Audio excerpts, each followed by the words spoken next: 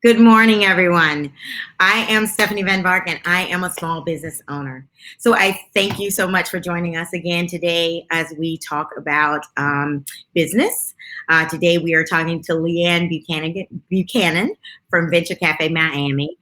We have a lot to unpack because there's a lot going on, as I'm sure many of you know, with both the pandemic and the civil unrest that has been going on around the country, and how this organization may be able to support small businesses during this time. So without further ado, Leigh-Ann Buchanan. Morning. There you are. Good morning, everybody. Thank you for agreeing to join me. Oh, it's a pleasure. I'm pretty sure it's a really tricky time right now. So we got a lot to talk about. So we'll start with, who are you and what do you do? So I always like to say who I am is not a function of the position that I hold, but I am a recovering attorney who also happens to be the executive director of Venture Café Miami, and I'm also the founder of NEA Project. For those that are not familiar with those organizations, Venture Café is a nonprofit organization here in Miami that focuses on basically helping to support the entrepreneurship and innovation and community by looking at ways that we can develop partnerships, programs, and initiatives that help make it more inclusive, more accessible, more equitable, and better connected. And then on the NEA Project side, we believe travel awakens leaders, although we can't travel right now, but we do purposeful leadership training through transformative experiences abroad for youth of color from underserved communities here in Miami. Okay.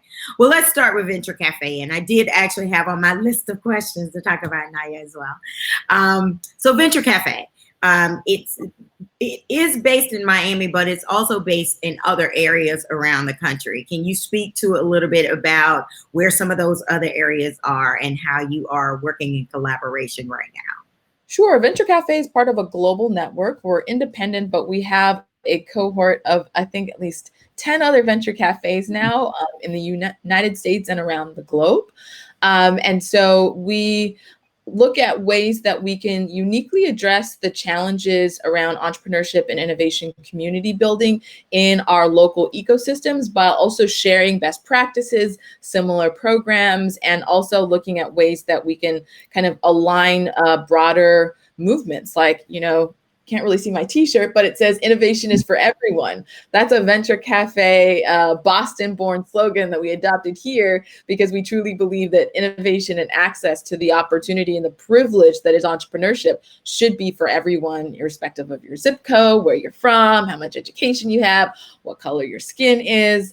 And so we work, very collaboratively as a network. So things like a weekly gathering, Thursday gathering in person, VCM virtual, is something that exists on other venture cafes. And now in this current time frame, with the global pandemic, we have rapidly responded to move our weekly gatherings that were, gathering hundreds of people in person to an online platform. And so we were able to benefit from the value of a global network by sharing, like, literally from a logistical standpoint, how do you get this done, to also looking at how we can work with other venture cafes to co-host programming and sessions that happen every single Thursday.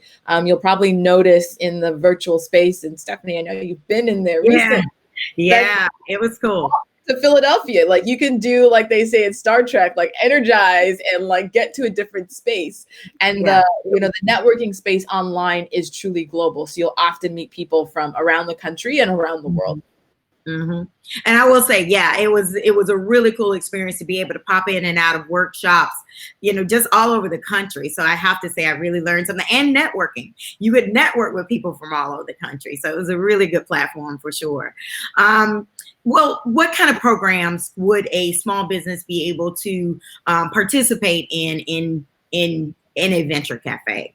Yeah, so since we've shifted the virtual platform a little bit, we've streamlined the types of workshops and sessions you would see. Because before, you could just wander around, just pop in a room, pop out of a room. You could still do that virtually, but we wanted to be more intentional. We're in a space where it's like an onslaught of everything, this virtual workshop, this class. So we've really elevated how we're doing things.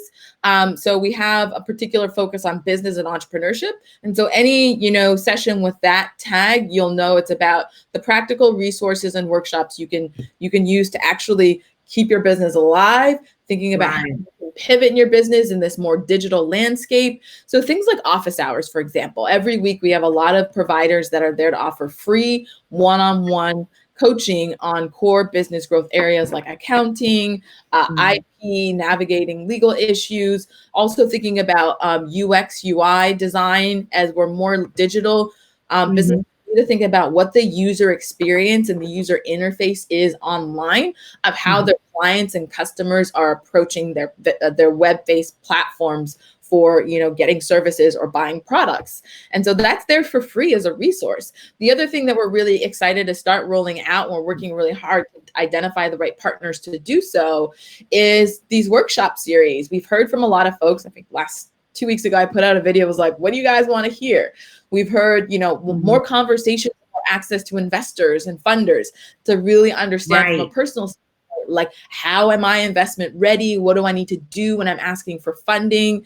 Things like, how do I move my marketing online? A lot of businesses, we know businesses, a lot of folks, in Overtown specifically, you're just used to storefront. And so now really looking at digital marketing, which is an industry, the analytics behind being able to look at conversion rates between posts and sales.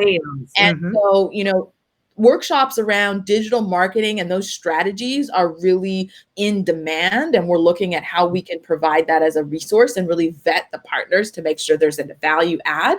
And then other things like, lawyers, my background, I'm a lawyer, but lawyers and accountants that are made available just walk you through, how do you navigate some of these federal and state loan dollars and subsidies and resources. PPP was confusing enough. And now, we're getting guidance on the forgiveness because we're about that time for the forgiveness pieces to check in. And a lot of people don't understand, like, what they would have signed away when they got, an economic injury disaster loan, what some of the requirements are, making sure that you have access to the right fund sources to make sure your books and records are proper. Absolutely. Get audited.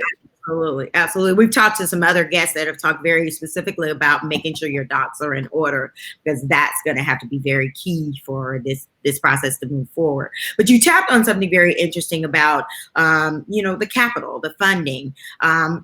This is a precarious time. So are there some realistic options of that being available to small businesses at this time? Or are they going to have to look at other avenues? And are there other avenues out there besides the PPP loan and the disaster loan and et cetera, et cetera?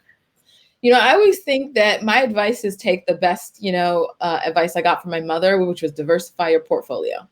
Same thing goes with the dollars coming in. And so I'm no expert, but I would, as a matter of kind of common sense, think about looking at the various sources of capital that are available to you. A lot of times people will get fixated on, I want a grant, I want a grant, I want a grant. And instead of taking, I got a whiteboard behind me, but taking a look at what their capital stack looks like and what they can project.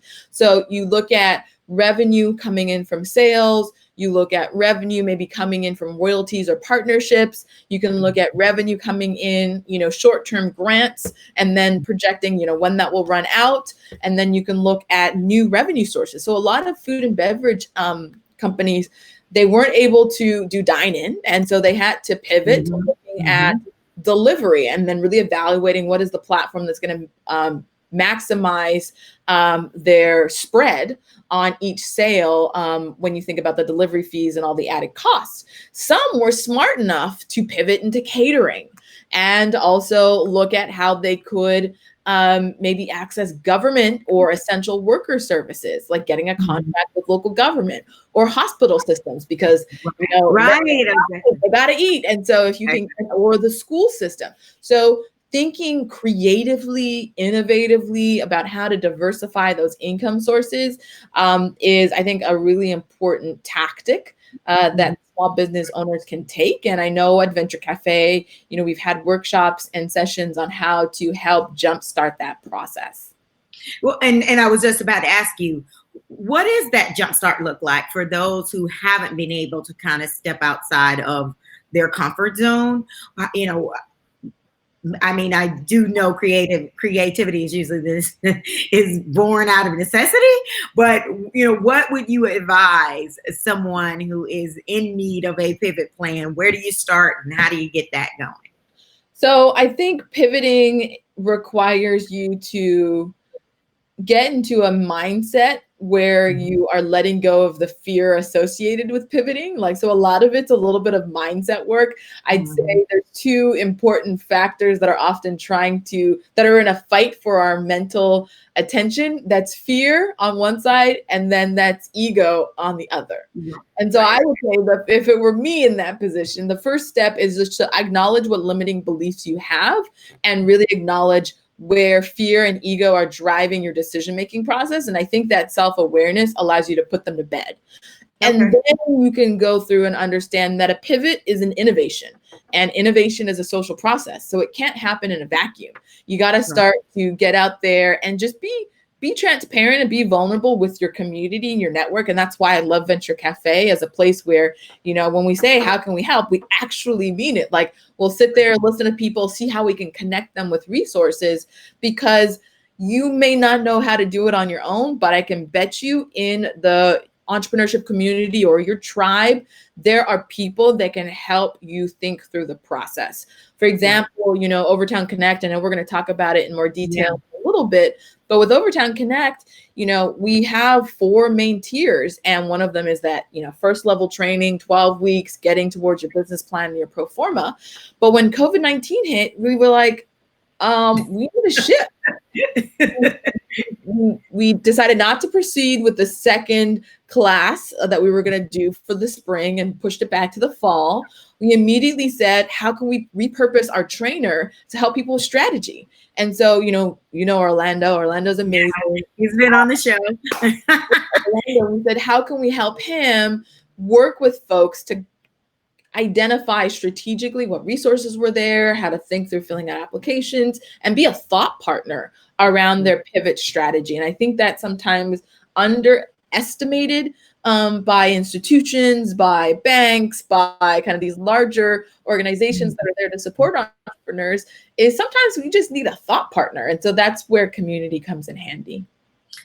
And I mean, and you're sort of right about the whole banking system, because sometimes I think it's so big it can't pivot as quickly.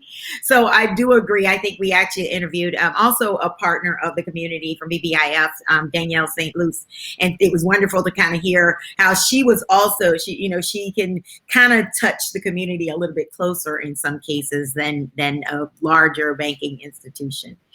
So, you know, we're going to have to be very realistic.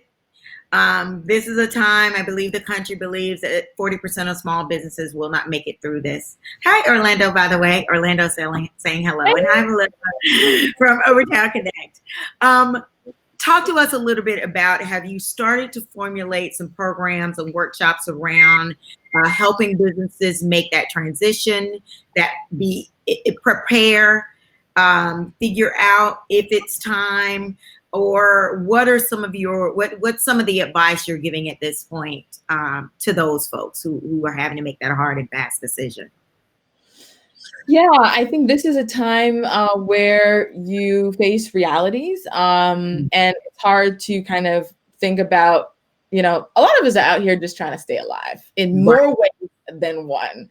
From an economic perspective, from a relevance, from a mental perspective, I was out here just trying to stay alive. So when you're in the middle of a struggle, it's very hard to think futuristically, and it's very difficult to think, on the horizon. But that's where I think leaders are separated from followers, right? Mm-hmm. A leader, unfortunately, under pressure, has to think forward and think about what is coming on the horizon. So it's an interesting time where organizations that are thinking about horizon can look at opportunities to pivot through growth. So if, to the extent that they're well capitalized, this is the perfect time to explore acquisitions and mergers.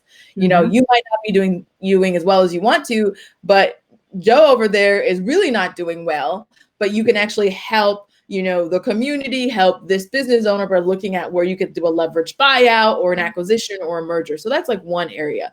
The other area is looking at, and we're doing this with food and beverage. I know we've got a specific initiative that called Passport, which is Knight funded, which is focusing on Main Street businesses, non-tech businesses. So food and beverage and CPG, or consumer packaged goods, were the first two verticals that we're focusing on in 2020.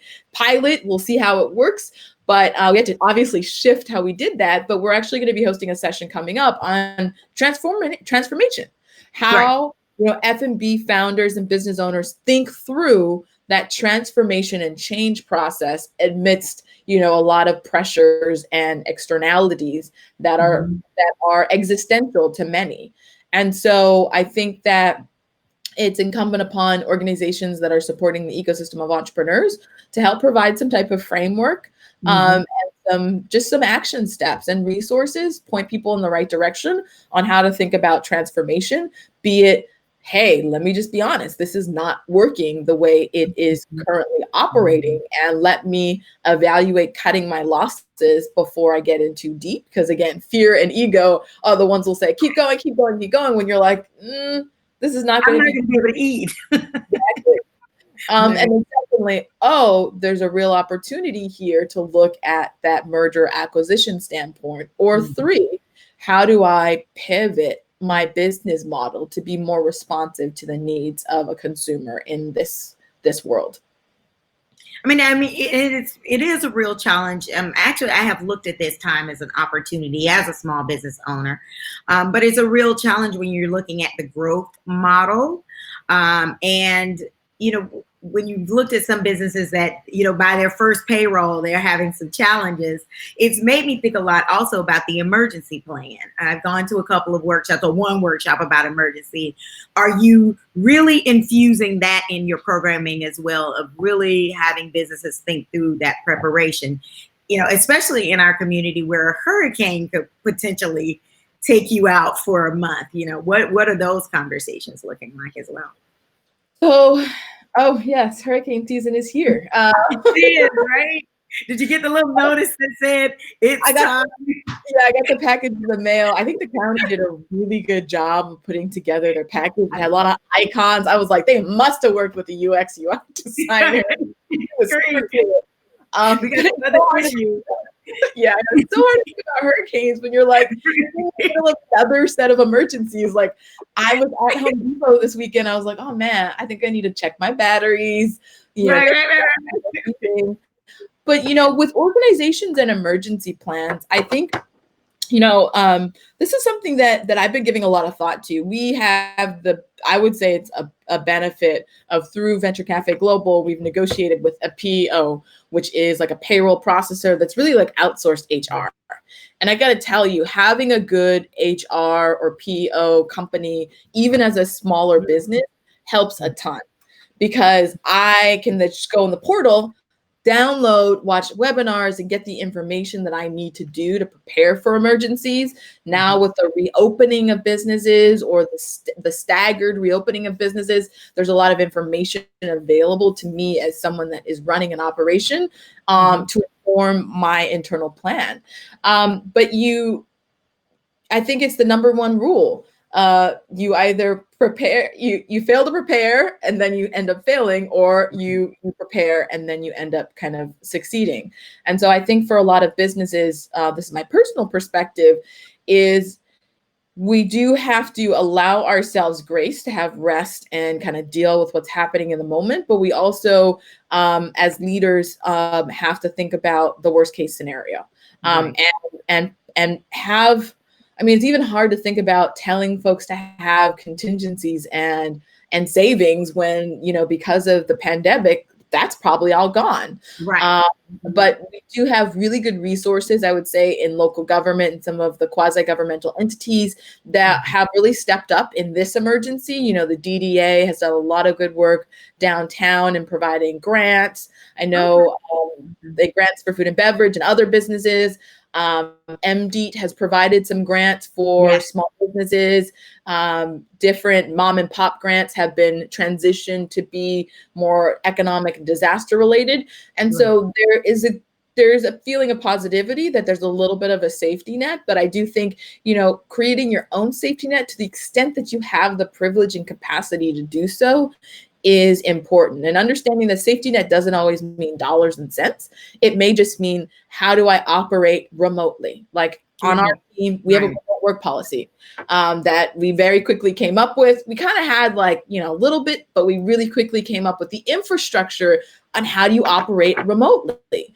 And so for us, we use technology. We use Zoom for calls. We have Asana for project management. We use Slack for communications. We have an external and internal communications mechanism. We use Acuity to schedule meetings internally and externally. So we're looking at our technology stack to ensure that even amidst an emergency, being it an environmental or a global pandemic, a health crisis, we are equipped with the tools to keep business running as usual. And I think you could see that where Venture Cafe, we didn't skip a beat at all. Right. That's true. That's very true. I got an email immediately. I think there was one gathering missed, but after that, I was like, okay, we're going online. None?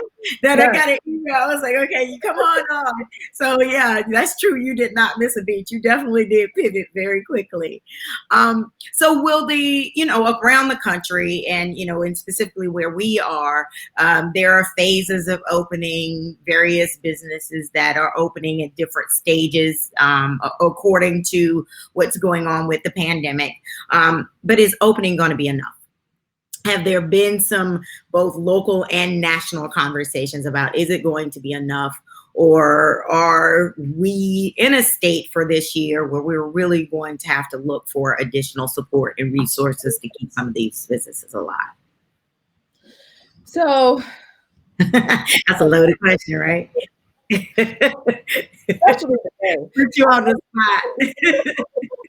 So I have mixed feelings. I think that this is my personal perspective, not necessarily Venture Cafe, but I am a nerd, and you know that. I am a student of all things information. When I do my Strength Finder, intellection and strategy are right up there with my core strength themes. And so I believe in science, and I do think that you have to balance, I understand you have to balance the economic interest with, the realities and the data that bears out in terms of the reach of the pandemic. But I think that, with opening, we have to acknowledge the existing disparities and inequalities that exist from zip code to zip code that are even more pronounced.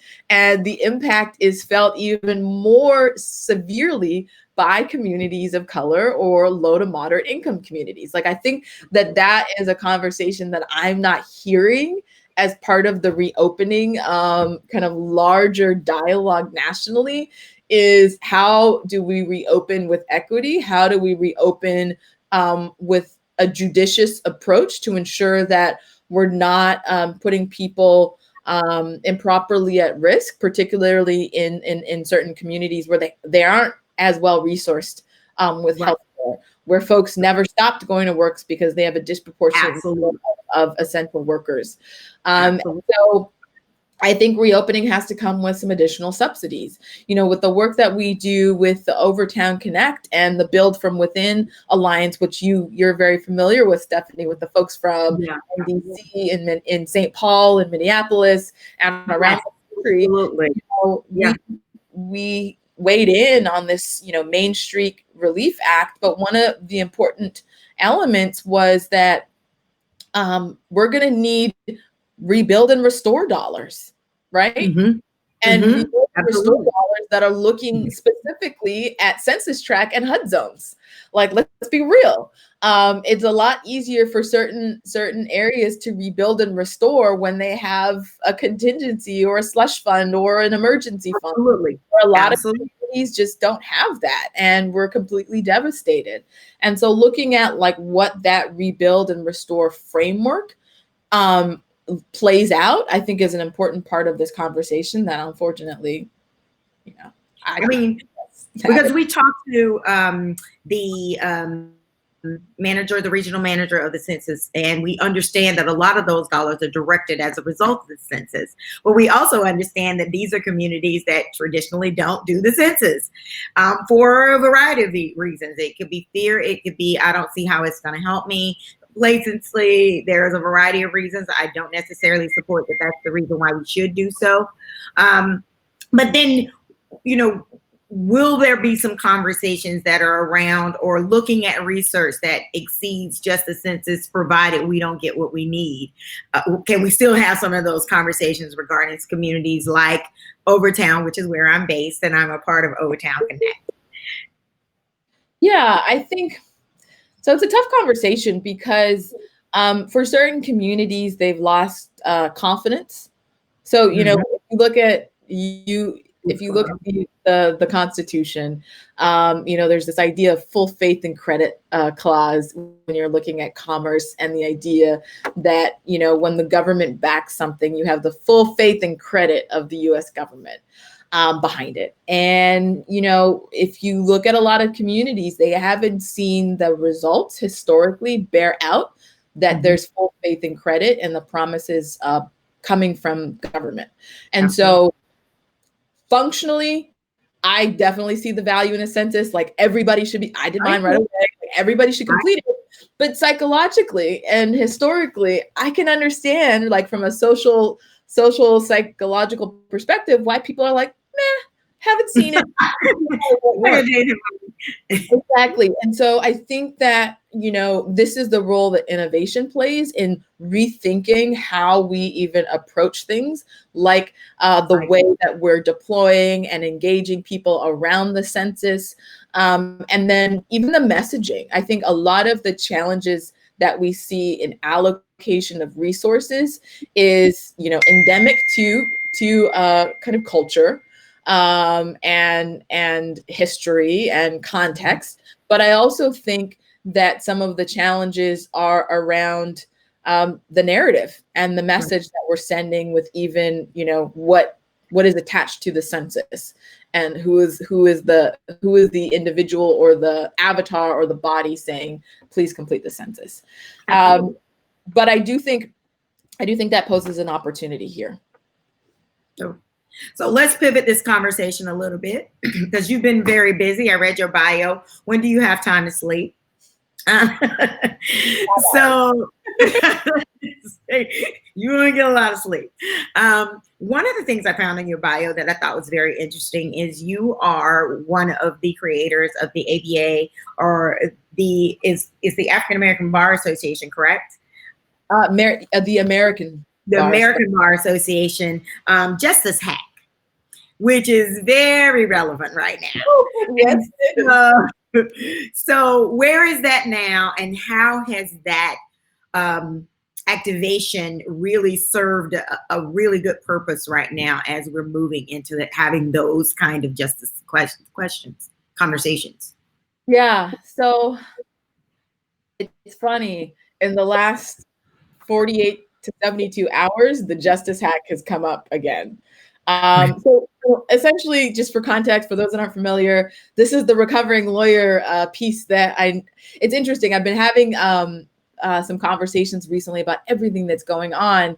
And I always say I'm a recovering lawyer, but I never want to take the attorney out of my bio or out of my name, because I think that my experience in practicing law gives me a social justice lens. It allows me to do things, you know, through a lens of what systems are often inequitable, oppressive, or what systems do not enact fairness or the rule of law equally to people. And so, you know, I was the former chair of the American Bar Association's Coalition on Racial and Ethnic Justice. And it was the ABA entity, quite, you know, simple to its name, that was focused on issues of racial and ethnic justice. And so, you know, over my term with that entity, I was, you know, member, then vice chair, then chair. We addressed things from stand your ground laws. So we started the National Task Force on Stand Your Ground laws right after Trayvon Martin was killed. We moved into addressing school to prison pipeline issues, which is the disproportionate, you know, referral and criminalization of Black and brown youth out of the educational system. And then in 2016, you know, I feel like 2015, 2016, it's the same moment happening again. There was just what seemed to be a rash of shootings of unarmed Black men and women at the hands of law enforcement. And I realized from School to Prison Pipeline and Stand Your Ground that town halls were great, but they didn't actually do anything. Like, like, you know, sometimes they get heated and then you get a policy resolution and the policy says, we will not do this. But in terms of like real action, it didn't do anything. And so I got to thinking about what can I use from tech and innovation that can help create ultimately a space of empathy. What most people don't realize is Justice Hack was never about building apps, was not exclusively about building applications that were designed to address, you know, the way law enforcement worked with communities. It was actually an exercise in creating a space of empathy and understanding where you would get very different groups that would never be in the same room, working together, working with camaraderie, working collaboratively around a shared goal and outcome. And so that's where we saw, you know, we had a series of Justice Hacks around the country, New York, twice in Miami, Durham, North Carolina, Chicago. I think we were getting to do one in San Francisco, Philadelphia as well, was on the queue. And what we saw was that when you could bring together law enforcement, legal, tech and innovation, and then the community, youth, faith-based, community-based organizations together in a one-day, time-pressured hackathon environment, magic happened. Literally happened. In the sense that not only did you get really interesting ideas that got to the heart, like the root cause of some of the tension points between law enforcement and communities, and then you were able to develop a solution around that, like a viable technology-based solution that would help to address a problem, is that, you know, my measure of success is when I saw, you know, young Black men that were like, I will absolutely not be in this team. End the day with Miami-Dade County police officers, you know, giving hugs, gonna catch up, gonna go here, meet up at Venture Café when they are off duty. Like, that to me was a measure of success. And I think that that is indicative of what is an opportunity in this moment. You know, right now, I always say that leadership is a form of resistance. How you lead and what projects you choose to take on, and the way that you choose to resist, you know, the oppression and the serious challenges to the existence of a lot of, you know, Black folks is. It doesn't always mean protest. It means protest. It means policies. It means innovation. There are many ways to address issues, and I think Justice Hack is one of them. I agree. So you talked about going Overtown. I want you to share a little bit about that. And then Naya Project. I told you she's busy. She's got a lot to do. By the way, Melissa says she thinks you only sleep 4 hours a day. If I checked my phone, I slept really well last night, so I probably got like 5.5, maybe close to 6. Good. This is good. This is good. So go ahead and share a little bit more about going Overtown. Overtown Connect. Yeah. So Overtown Connect is actually interesting. It's one of my favorite initiatives that Venture Café has had the honor of leading in partnership with community. Like, this is truly a community-led initiative powered by the Common Good Initiative and Allegheny Franciscan Ministries. Basically, the idea is what Venture Café does is we focus on building ecosystems. We're looking at a systems level. How can we coordinate and better connect entrepreneurs and innovators with each other and the resources that they need, the resources and capital they need to scale and grow their businesses? Simple as that. And so the idea behind Overtown Connect is, how do we build a micro ecosystem in a particular neighborhood around a particular subset of entrepreneurs, particularly Black entrepreneurs in Overtown, so that the resources wrap around them, based on the belief that I fundamentally believe this: entrepreneurship can disrupt cyclical poverty, and entrepreneurship is a very effective, proven tool of economic mobility. Simple as that. And so those fundamental beliefs that Overtown Connect is kind of designed around.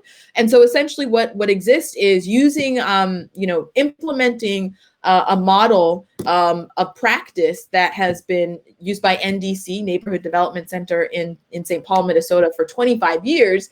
We've got 4 phases, and they really represent the 4 phases of the entrepreneurial journey. They are not contiguous in the sense that you can be in multiple phases at the same time, but level 1, we're looking at how do you get the chops? How do you get the capacity capital to know how to run a business, to shore up your business skills, and to get a pro forma and a business plan? Because I can tell you, when you go to a bank, if you don't have a business plan and you don't have a pro forma, you're probably not going to get funded, even if you got a good relationship. Level 2 is looking at access to capital. How do we bring in partners like BBIF, like Self-Help? We've been talking to them, other funding partners to agree to have a specific focus on Overtown and allocate specific dollars to businesses in Overtown. To me, it makes sense. Like, it's not that complicated. We need funding, we need training. And the third is like, folks like yourself, Stephanie, you've been in business for a while, but there may be some areas where you could use some one-on-one support to really just scale up your venture. It could be accounting, it could be kind of strategically thinking about operations, it could be HR, it could be digital marketing. So looking at how you can subsidize and get consultants working directly with entrepreneurs in the neighborhood. It's something that universities and business schools have been doing forever, not a new model, but it's really just creating some structure around it. And 4th is thinking about place. And I like to say place and political capital. How do you create some opportunities for there to be real presence in the form of real estate or physical space, or even collaboration, some type of coalition building between business owners so that they can preserve their place in a community that is facing a lot of pressures of gentrification and other challenges. So that's it. 4 stages: L1, L2, L3, L4. And it's a community effort. I think right now we've got probably about 30 or so organizational partners that are involved. You're one of them. Orlando is one of them. We've worked really closely with YWCA. We've worked with Tribe and the folks at Code Fever, as well as Touching Miami with Love. And the concept is resources and support shouldn't have to be outside of your neighborhood. I'd say those are all internal agencies. Exactly. So you do not have to go beyond, where you can walk to get the resources you need to launch and scale your business. And support one another as well. This is that time where we also have to have some of those conversations about how we put back into our own organizations locally down the street. That's a part of community building, I feel, and sort of where I came from. And you mentioned Allegheny and the Overtown Common Good Initiative. They're also a great partner and supporter of mine. So they've done some great things in this space. Have you been able to take this model, in other communities? I guess it maybe started here and then moved to other places. So I take no credit for the model. I say Mike Tamale out of NDC, they have that model, the implementation model down pack. But what I will say, what's different, and we're part of the Build from Within Alliance of folks around the country that are adapting and adopting this model out of St. Paul, is what we're doing that's a little bit different is we are not one organization that is pulling all the stops. In the NDC is one organization, they're taking all 4 steps under one roof. We have kind of taken it to a different approach, which is to layer on this philosophy of ecosystem building to how it's implemented, where we are coordinating so many different partners that have experience and relationships in Overtown that we would never want to displace. Urban Philanthropies is one of them. They've worked so hard in Overtown. We're just trying to see how we can amplify and align some of the existing organizations and maybe bring some continuity around what entrepreneurs get. Because you and I talked at the beginning, oftentimes folks would jump from program to program to program, and they're learning sometimes the same things, sometimes they're not same things. And so behind a lot of this work that most people don't see is a tech platform on how we are capturing data and making sure that we know who's being served, how they're being served, so we can best serve people. When I think about it, the best example I use is a church. So churches want to make sure nobody gets left behind.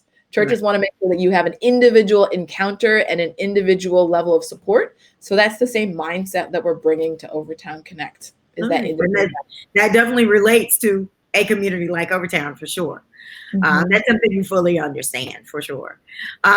So may I ask, have you had to, in any of these ventures, you've talked a lot about pivoting to an online platform, which has been great, but, what about sort of some operational pivots? Have you had to adjust how you function within your office? Have you applied for some of the PPP loans, et cetera, et cetera? I can take that question twofold, one on the Venture Cafe side and one on actually the NEA project side. So on Venture Cafe side, our revenue, a lot of our revenue comes from sponsorships. That's going to be a tough thing right now. Yeah. So what we've had to do, and, we are fortunate enough to be in the position to do this, is we just said, look, how can we help? So we pivot even our strategy just to say pause on asks and move forward on how we can help. People first. Okay. I always say my personal model is people, purpose, and impact over everything else. So we're going back to basics and really just focusing on how we serve, how we can help people. Right. We have started to do these Talk Back Tuesday small group conversations with folks that make up the Venture Cafe community of different shared democracies. Partners, we'll start talking to Overtown folks, some of our ambassadors, and really just saying what do you need and how do we be of service? And so that's not a large pivot because that's kind of how we always operated, but it's a renewed focus and elevation of the importance of that. And then operationally, we're all remote, so that hasn't changed because we had the tech infrastructure to do it. We just had to put some policies in place. And we're lucky enough through some Overtown partners also to be able to take advantage of the PPP loan because we sure needed it. We definitely needed that as a nonprofit. Most people forget that nonprofits are organizations and we still need to keep the doors open without zero revenue really coming in other than some grant relationships that we've been able to that we'd had kind of in the works beforehand. So that's been an interesting time. We're rethinking how we have a core business model where we don't have in-person gatherings anymore. How do we then convert our business model to beginning to get funding so that we don't disappear? Because that's a real reality. Existential crises are what everybody's experiencing, and nonprofits are not removed from that challenge. I'd say on the NEA project side, we take high school students abroad for a leadership fellowship for about 14 days every summer to a country normally in Southeast Asia or Sub-Saharan Africa. So we go to Rwanda this summer. We got kids from Overtown going. I know we got one from OIC that was selected for the 2020 cohort. And so we had to make a commitment, that we will take 2 cohorts next year. It's going to mean double the fundraising for me. Right. Because I was going to say, you can't really travel right now. So, yeah. But what we've done, which is really interesting, we took this moment to zoom out and say, how do we better serve? And we just had this family reunion call. Right now, we're almost to 75 fellows since I started the program in 2014. So we're getting up there. And so we said, you know what? All our kids are we don't know what we're doing. We're struggling. Let's just take a pause and focus in on our alumni. And what came out of that zoom out and conversations with our alumni is they said, we had such a transformative experience as fellows, but then we lose it because it just ends. And so that made us realize we need to rebuild our alumni engagement infrastructure. We've always been doing this wraparound level of support with the fellows, and a lot of them, where it's not just you go on a fellowship or you get coaching to get into college. It is we get you internships, we'll make sure you have jobs, we will be there to write your letters of recommendation. If they need anything they need, we are there for them. But we hadn't put structure to it. And so there was an interesting moment to then focus on an area that we kind of neglected, not intentionally, but we've just rebuilt an infrastructure on alumni engagement. We've been doing master classes pretty much every Sunday for the existing alumni and the new fellows on core life skills, which we've been doing ad hoc, but now just creating some structure around some programming for them so that they can access those resources in a way that they just wouldn't have otherwise. And then we're, with our coaching, I'm so happy. You're the first person that gets to hear this before you heard it here first. Breaking news. Breaking news. But for NEO Project 2020, the kids that were graduating, we have 12 graduates across many classes, 100% college, which is not new, but 100% scholarship. 100% of them got scholarships. Cool. And we're looking at, there's still some scholarships rolling in, but right now we're north of 3 million in total scholarships. Wow. Very nice. Very nice. That is very exciting news. And, and right now we definitely need to hear some good stuff going on. Good stuff about youth of color doing amazing things. And, our NeoFellows are, you've met a lot of them. They're just amazing. They're making change in their community. We're equipping them with the tools, the mental models to be resilient, purposeful, impactful, intentional, and inclusive leaders. And what's exciting is, we're pivoting. We're putting our coaching to an online course format, which we've never done before. So I'm having to learn how to do online courses, but that is going to allow us to serve at scale as we think about taking NEO Project, across the country to different cities. And are the alumni, do they feel as if, you mentioned they love the experience, do they feel like what they learned is coming into play in a real way now during this time, during a pandemic, during civil unrest? Yeah. So a lot of them, how you were at that age, they're woke. They're right. They're woke. And so they're the ones I told some of them, I was like, you have the civic responsibility to do what you think is best, but you better write my cell number and permanent marker on your arm.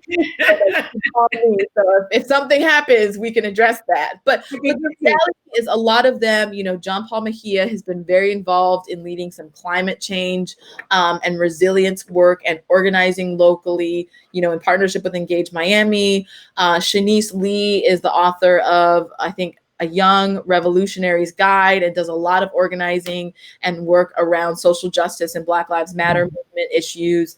Dwayne Martin is a NeoFellow alum, 2017 a cohort year. He has started youth educational advocacy work. And so a lot of them talk about the models that they learn around we have this triangle model that says logos, pathos, and ethos, which means being intentional, executing with excellence, being intentional about your leadership, executing with excellence, and working with people with empathy. And so a lot of them bring those principles into that organizing and social justice work.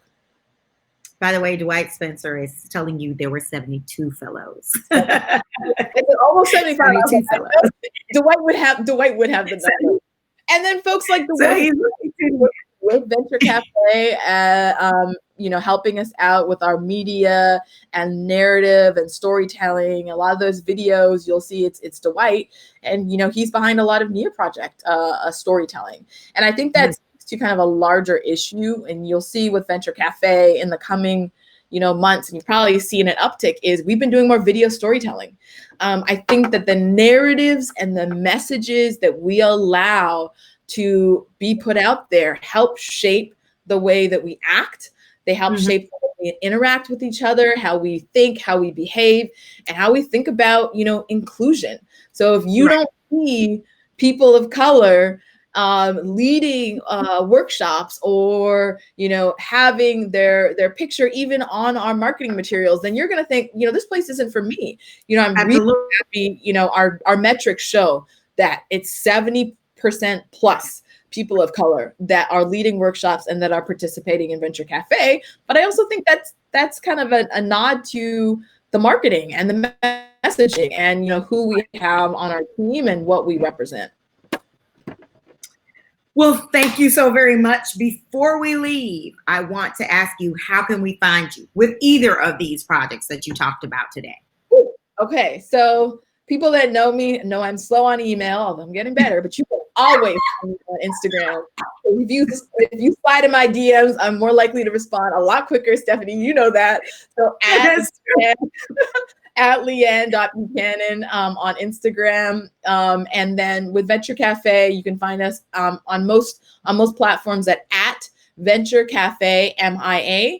And Nia Project on all verticals is at Nia Project, NYAH Project, on Instagram, on Twitter, on everything. And you can always find me on Thursday at the VC Gathering every Thursday. I'm always in the global cafe space between 4 and 5. And then most importantly, I invite you, and you've been part of this conversation. We do a community conversation every Thursday at 6 o'clock. From 6 to 7, it is not your mama's regular Zoom call. It is interactive. You know this. It is interactive. You know, it's a real community conversation, which I think is often missing. So we'll often have a guest facilitator or co-host. This Thursday, we've got Saif Ishuf from Florida International University Office of Engagement, and I would say a brother and friend in service and community engagement is going to join us.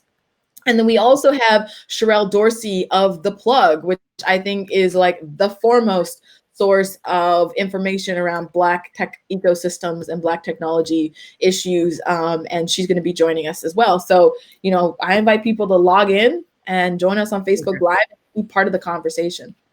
And I will say too, I've been both in person and virtually. Both events are great, and you definitely are going to want to engage when we get on the other side, where we can now engage in person. But it's definitely worth the time for sure. I really enjoyed the times that I've gone. Plus, they'll let you know how many times you've been there, so you know. You'll know, and you get some extra points if you go to some workshops outside of Miami. I was tuning in to give me some extra points. So thank you so very much for joining us this morning. This has been a wealth of information, and I highly recommend that you reach out to Venture Cafe. It's been a wonderful thing for me, and I think it's been a wonderful thing for others as well. We'll talk to you soon. Very, very soon, I'm sure. And you have a great day. Thanks again. All right. Stay safe, everybody. All right. Bye-bye. So thank you, everyone, again, for joining us. That was a wonderful source of information, and I do think you definitely need to check them out. If you are a small business owner, this is a place you want to be connected to for sure. So thank you again. We'll see you here tomorrow at 10 a.m. where we will be talking to New York-based graphic artist Emily Klima. And so I'm excited because we're going to check out what's going on in New York in the art scene. So thank you. We'll see you tomorrow, and have a great day.